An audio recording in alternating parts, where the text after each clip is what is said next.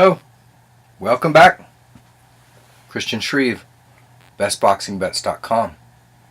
Pound for pound comparisons. In the 1940s, they came up with that term because they had a fighter named Sugar Ray Robinson, and people were saying, this is the man.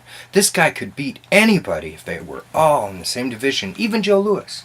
So they came up with that comparison, and right now we're looking at a real developing star. You look at Abner Maris, you see the great Latin fighters, you see their development. This is still a young guy, but what's he doing?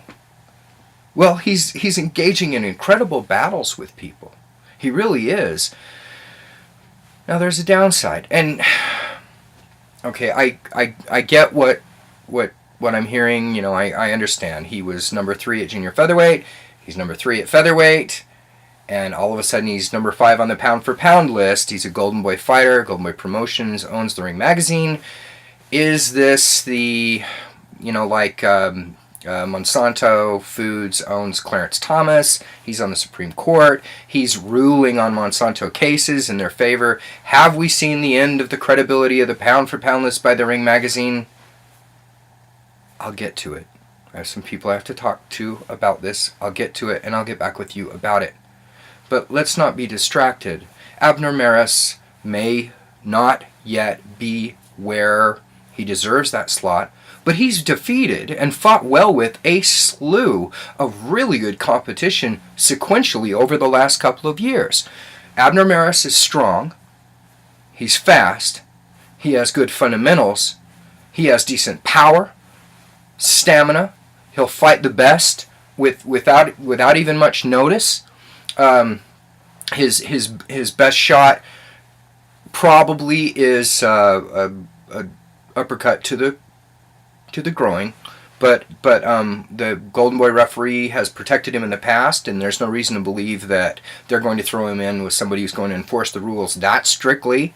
He even benefited from an early stoppage in his last fight versus Daniel Ponce de Leon, but that shouldn't take away from what he brings to the table, which is the potential of creating thrilling fights, and what I need to see from him, I'm not seeing though, because I'm looking at someone on the pound for pound list, and I'm looking at someone who can make the change. What you're seeing from Abner Maris isn't a split focus where you have a guy who has all this talent and he gets caught between offense and defense by inexperience or just by having so many tools that he doesn't know which one to incorporate at a particular time, like Timothy Bradley. You're seeing somebody who has gone past that to an error in judgment.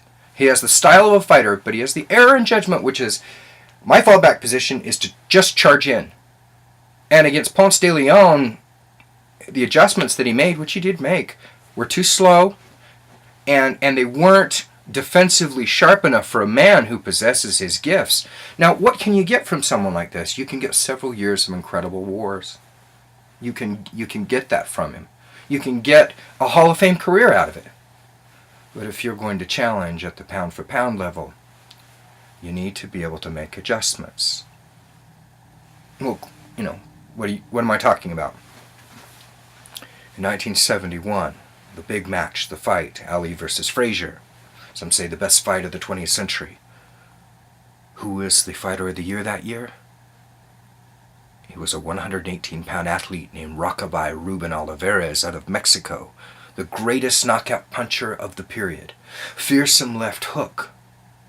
But when he came up against someone named Chucho Castillo, for point of illustration, but when he came up with someone who could handle that power, who could get away from that fearsome left hook, he could do the other things necessary. He could offset the guy's moves, he could wait, he could be patient, he could pace himself, he could come back, he could go the distance. That's important.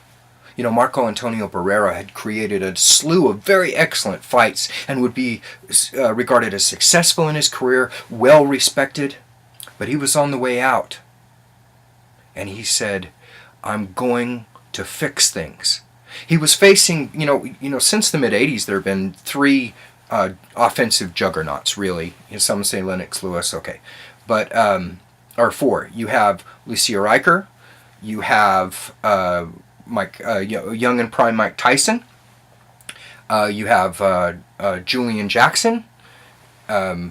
Julian Jackson's there, and you have Nassim Hamed. And Nassim Hamed stopped like a dozen and a half world-class opponents in a row. Startling offensive mechanisms. And when he was going to face Barrera, Barrera was going to stand up to him, challenge him, engage him, walk into his power counters, and lose. And he said, no, I'm going to add that other wrinkle to my game.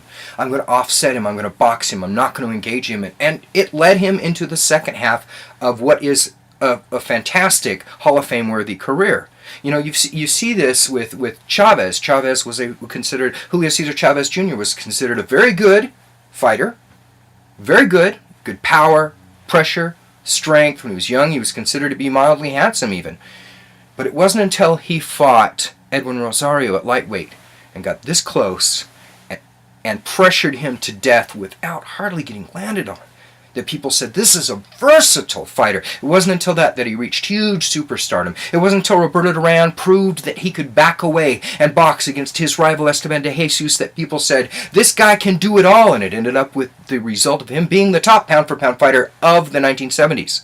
Salvador Sanchez was a smooth boxing Mexican fighter, and he defeated Danny Little Red Lopez and some fighters like that, but then in his greatest moment, against who many considered the most dominant fighter in the world, Wilfredo Gomez of Puerto Rico, he came down off his toes, he planted his feet, and he traded with relentless power against Gomez, and later against another Hall of Famer, Azuma Nelson. This is what I'm looking for in Mares. I'm looking for him to be able to utilize all his gifts. As it stands now, he would be a couple of rounds in, Floyd would figure out his pattern, and Mares would start charging in, as Teddy Atlas put in Guerrero versus Mayweather, would start charging in the front door, and he would be pitter-patted, pummeled.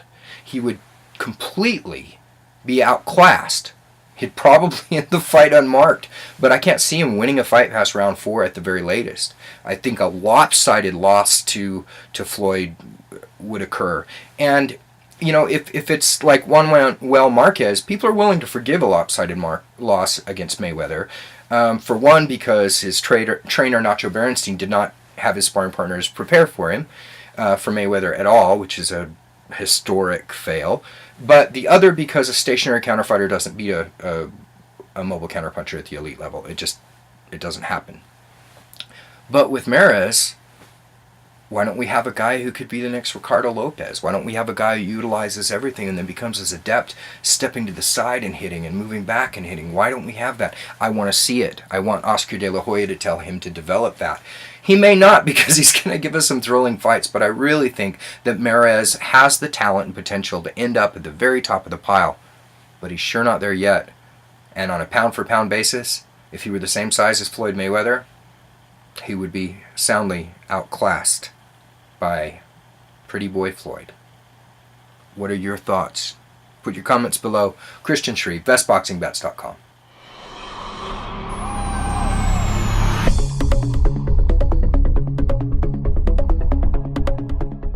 I'm Christian Shreve, and I'm here to tell you about why I think you should own my new book, Money Boxing, which is on sale now.